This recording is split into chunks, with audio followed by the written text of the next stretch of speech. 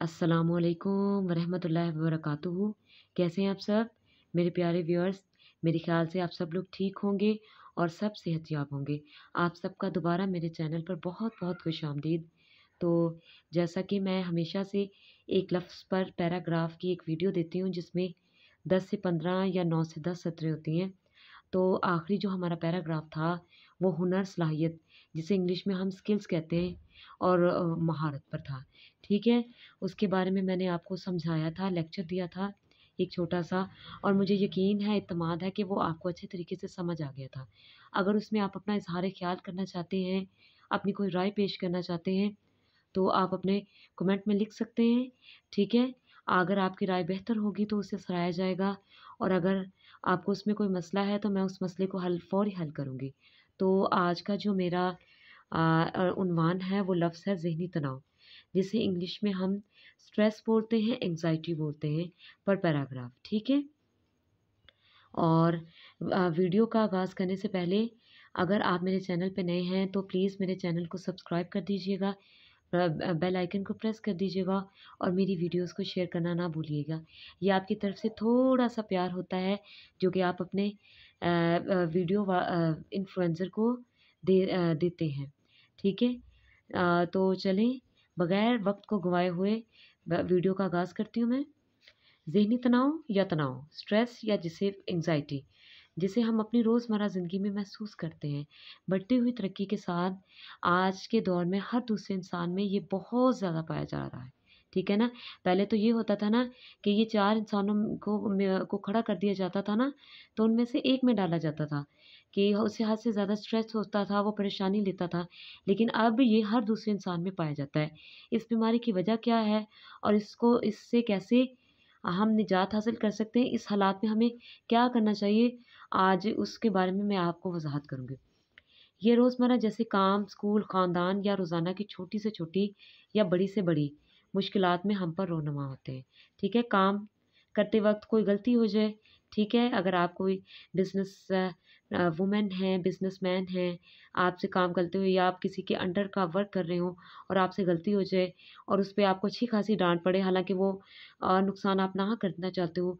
अगर as a student हो school में, कॉलेज स्टूडेंट हो या यूनिवर्सिटी स्टूडेंट हो, वहाँ पे कोई मसला आ जाए, ये एंग्ज़ायटी बढ़ना शुरू हो जाती है या आपको आपके ख़ानदान के रवैये की वजह से जो रोज़ाना की छोटी से छोटी मुश्किलात है ना, बड़ी से बड़ी मुश्किलात होने पर ये बहुत रोनुमा होता है। लेकिन छोटा-सा ज़हनी तनाव यानी छोटा-सा स्ट्रेस हमें सख्त मेहनत के लिए उभारता है। ये छोटा-सा स्ट्रेस उसमें आ जाता है कि जैसे हमने कोई इम्तिहान दिया हो, तो हमने फुल 100% 100 का दिया हो लेकिन हमारे मार्क्स कम आए हों। तो ये ऐज़ अ हौसले के लिए भी हौसला भी इससे मिलता है कि हम जो कि है इस तनाव से स्ट्रेस से इंसान ज़्यादा लगाव रखना शुरू कर देता है, ठीक है? वो छोटा स्ट्रेस होता है या किसी की सख्त बात पर वो कहता है कि मैं ये काम इसे करके दिखाऊँगा और फिर मैं बताऊँगा तो कि मैं बेहतर हूँ। ये भी स्ट्रेस की एक शक्ल है। लेकिन हद से ज़्यादा ज़हनी तनाव हमारे लिए गहरी सोच और नाखुशी का बायस बनता है। ठीक है? जितना ज़्यादा ज़हनी तनाव हद से ज़्यादा ज़हनी तनाव कब आता है? जब हम किसी दूसरे की चीज़ को अपना बनाने की कोशिश करते हैं या किसी से हसद में मुब्तला हो जाते हैं या अपने ज़हन में ये बात ले आते हैं कि हमें अच्छा नहीं समझा जाता, फ़लाँ को अच्छा समझा जाता है, उसकी तारीफ़ की जाती है। वो स्कूल की तरफ से भी आ सकती है, वो काम की तरफ से भी आ सकती है, ठीक है ना?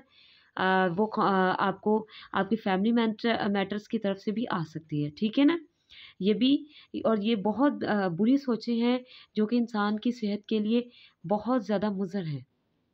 अब मैं आपको बताती हूँ कि हम कैसे या किस तरह सेहतमंदाना अंदाज़ में इससे छुटकारा हासिल कर सकते हैं, ठीक है? अब क्वेश्चन हमारा ये है, तो सबसे पहले मैं इसका आपको जवाब देती हूँ।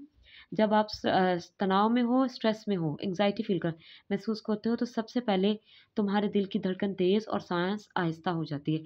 हर किसी का स्ट्रेस की जो वजूहात हैं अलग होती हैं।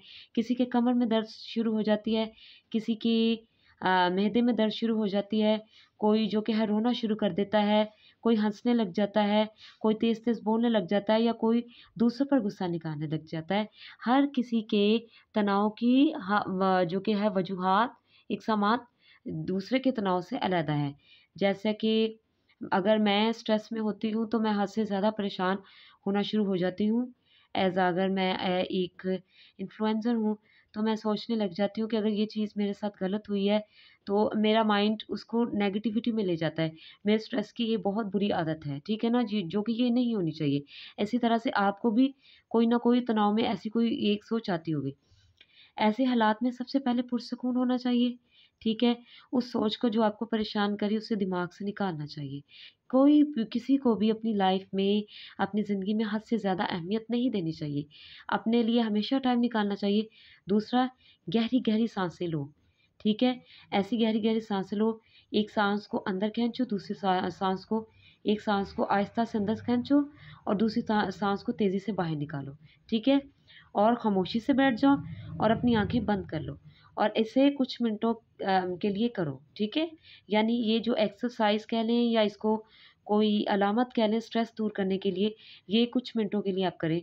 इससे क्या होगा, ये तुम्हारे जिस्म और दिमाग को पुरस्कून होने में मदद देता है और इससे तुम्हारा स्ट्रेस और ज़हनी तनाव कम हो जाता है। ज़हनी तनाव को कम करने की एक सबसे बड़ी वजह ये है कि आप अपने ज़हन से जो कि है मनफ़ी सोचें हैं वो सारी ख़त्म कर दें। जब तक आप इसको ख़त्म नहीं करेंगे, आप ज़िंदगी में आगे नहीं बढ़ पाएँगे। तो आज का ये मेरा छोटा-सा पैराग्राफ है।